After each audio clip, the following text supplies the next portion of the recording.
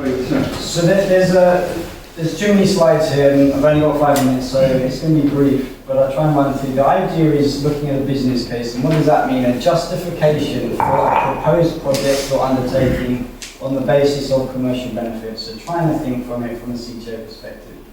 And I asked David Atkinson a similar question. He pointed me to a resource on developer.holochain.org docs, what is Holochain? And the document breaks down how does it compare to server-side frameworks, relational SQL databases, NoSQL, blockchain, and other DLTs. And again, the idea for me is that that's beyond my understanding in terms of technicalities, but it's more how do you get their attention? How do you get a CTO's attention from a high-level business perspective, because they're thinking about costs and effectiveness and efficiencies and this kind of thing. So that is the reason why. Why would they be interested? So I'm going to quickly go through these 3 maps that have come together. I've helped to organise the information, but this has come from conversations with about half of you. So this is your ideas. And the CTO has a similar goal either way. So we're looking at the old paradigm of their existing setup, and then the future or the new paradigm of Holochain effectively. The goal is secure, reliable, and cost-efficient service delivery. So in the old paradigm, the current setup is something like this.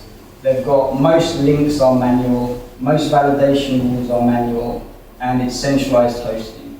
And an agent is entering data, there's data storage, and there's sharing data.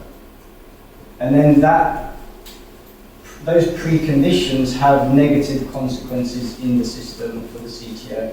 So it begins with something like disjointed data journey or data morphing, where files can change because it's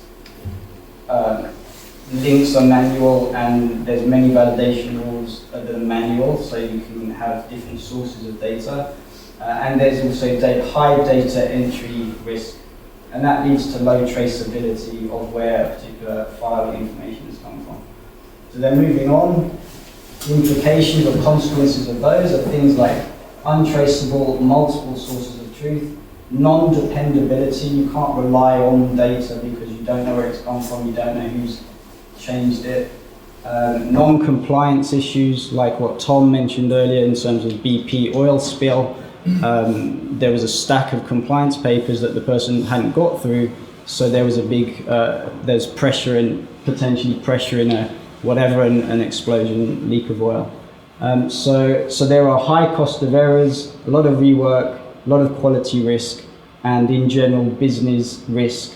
We've got here significant hacking risk because data is centralized, becomes a target, and so he's not achieving his goal at the end of the day.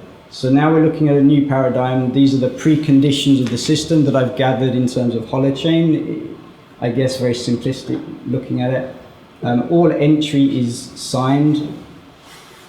Data is distributed, the hosting is distributed, links are encrypted, links are automated, and many validation rules are automated.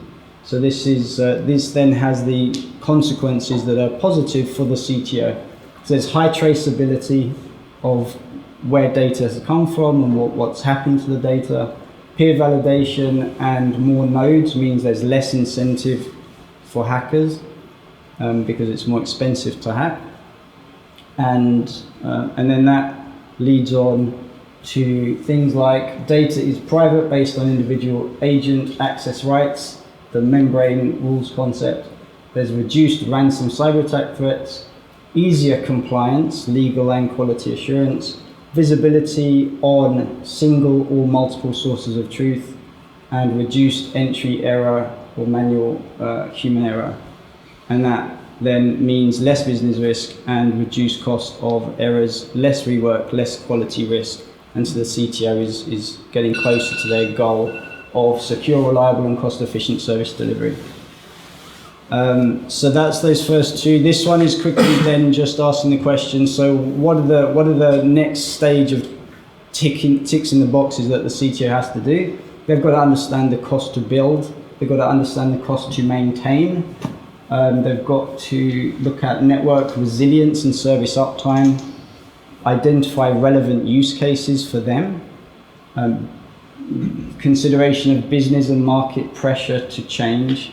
There has to be something that pushes them in the direction to make a change. How does it compare with other DLTs? And then scalability and future-proofing.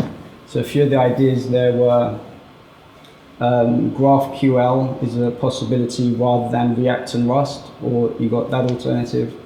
For cost to maintain, it's essentially lower cost of hosting, lower cost of security. The network resilience is something that has to be worked on. Typically, there would be business cases to demonstrate from another organization who's experienced the benefits, and so that's something that the community will have to be able to develop, or independent benchmark reports from wherever can actually monitor the uptime or the reliability of the network to prove and demonstrate what it is. And then business threat, to push that change, there may have to be a competitive advantage that the CTO can see they need to maintain, because obviously there's the resistance, so there has to be that push in the market to get them to actually shift. So then this was just the list of, this is essentially answering now the question that I had. Why Holochain? What are the use cases? And we got here, reduce entry errors, traceability, automation, visible sources of truth, less hacking risk, easier compliance, reduce cost of errors, less quality risk, more data privacy, future-proofing, scalable, and resilience. Thank you. Thank you.